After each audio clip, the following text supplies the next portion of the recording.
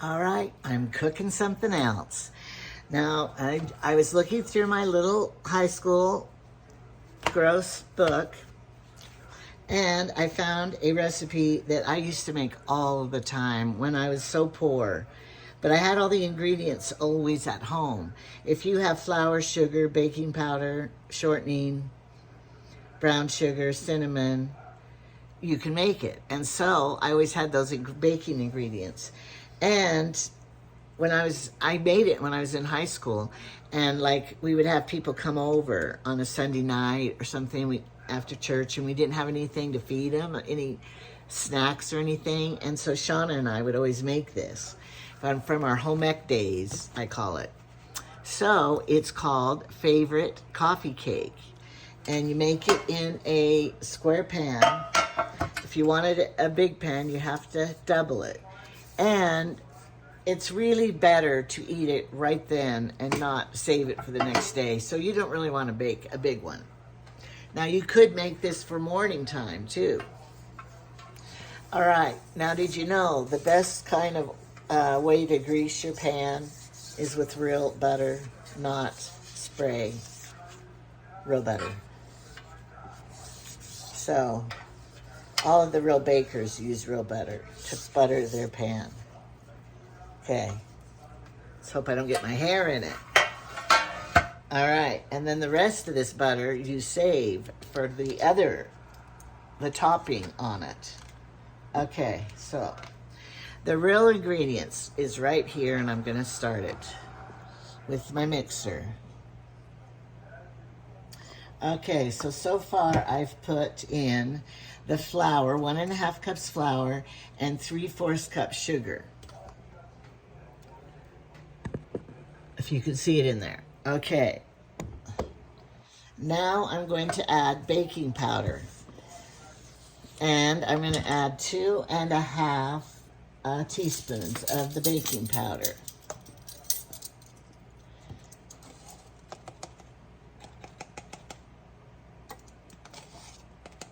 I always just hit it on the side and shake it down. 2.5 teaspoons. Okay, and then if you want to, you can, whoops, that was wrong. I didn't mean to do that.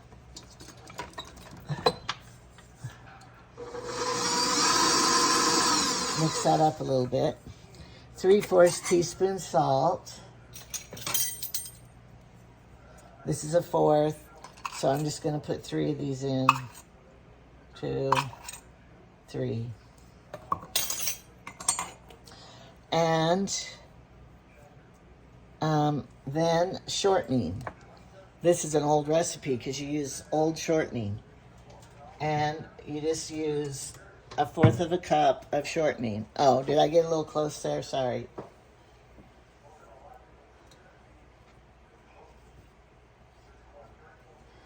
So, the shortening. Okay, now turn that on. And then we add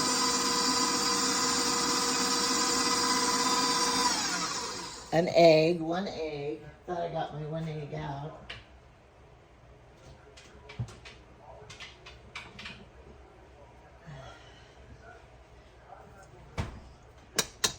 One egg out.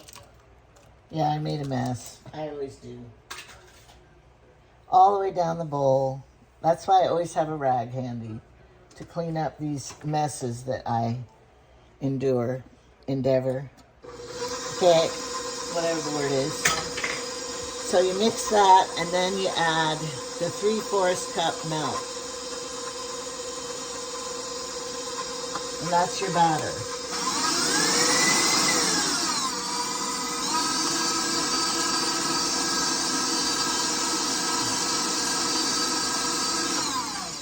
You're only supposed to blend it 1/2 minute. Okay. Then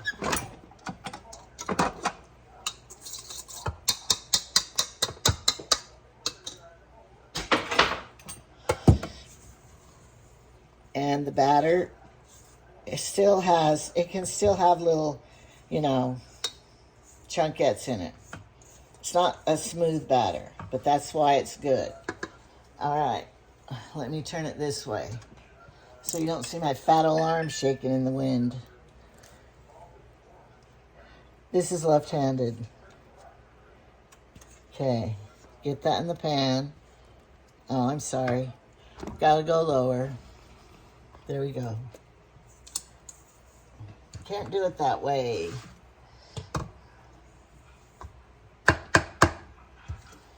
Okay. It's just a basic, kind of like biscuit almost dough, but it has an egg in it. Biscuits don't have an egg. Egg is for flavor and it helps it leaven and rise. That. Okay. Smear it in the pan. No, you don't say smear when it's cooking. You say spread it in the pan. Certain words you don't use when cooking. You're not supposed to use a hunk of meat, and you're not supposed to say certain words. They're not appetizing. My ex-husband, he would not eat at any restaurant that said grub, that said good grub or something, a restaurant like that, because he thought that sounded disgusting. Why would we want to eat grub? So he would boycott it. Now this batter is pretty good to eat. Okay, now this is going to be the topping that you sprinkle on top to bake. All right, here's what it is.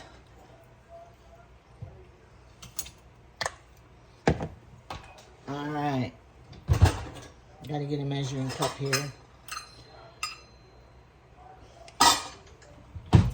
Okay, I have the flour in here. Use a 1/4 cup of flour. And this is the brown sugar, a 1/3 cup brown sugar. Remember how you measure brown sugar, you pack it. My oven's preheated. And then I already have the butter in there. And it says to have firm butter. And a 1/2 teaspoon of cinnamon. Yes, I buy a lot of cinnamon.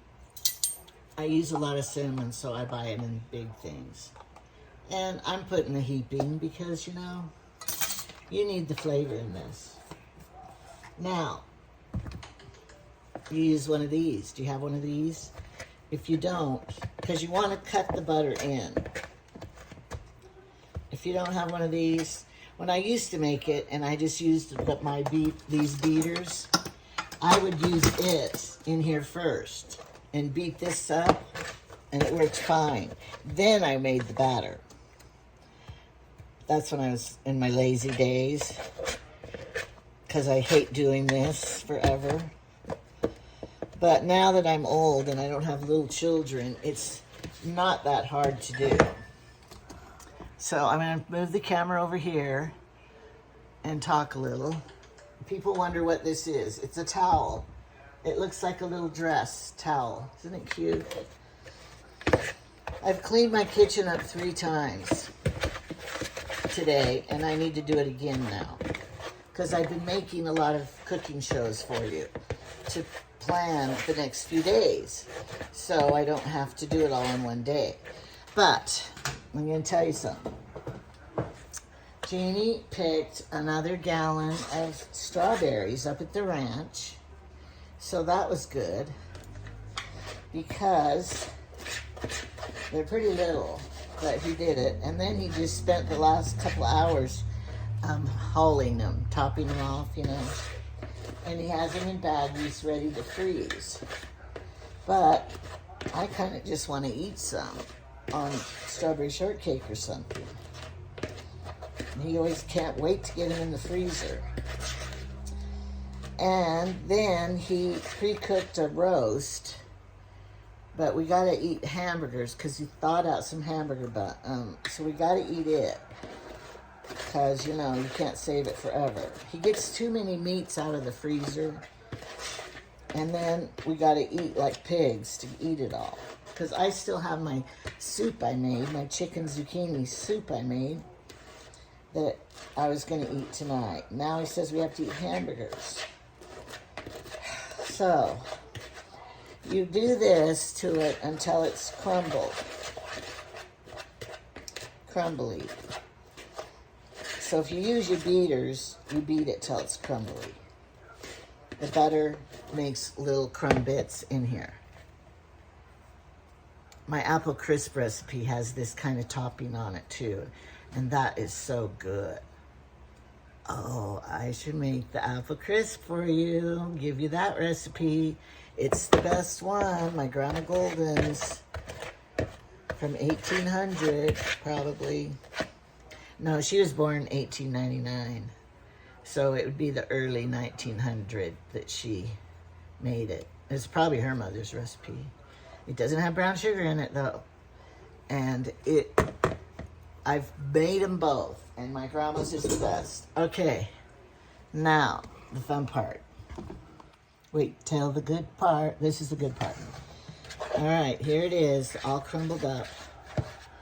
And you put this on top. All even. Now don't be sure you don't miss the corners, because you don't want a piece that you didn't get any crumble top on. And you're like, who made this? I didn't get any crumbles in my piece. So, spread it good and even everywhere. Don't do it haphazard. Okay, Tupperware. Had it for years. Do they even have Tupperware parties anymore? I don't know. I don't want to go to one. I hate Tupperware. I want the kind, why can't they make it that it all fits in, stacking, in. All right, now, we sprinkle it on the top, bake 25 to 30 minutes, and you serve it warm. So, I will link the recipe down below, or beside, or wherever you are, and we're gonna bake it. Maybe that's all I'll have for dinner. Ooh. I love my new stove. Hated that other one. I forgot how long to bake it. Okay, I bake it. And it's hard to read in this little book. Don't worry, I do have them written down in my other recipe, files. But I still like to just grab this. So don't worry about me. I think it was 20 to 25 minutes. So anyway, then we will bake it. So I'll let it see when it comes out, and we'll cut it.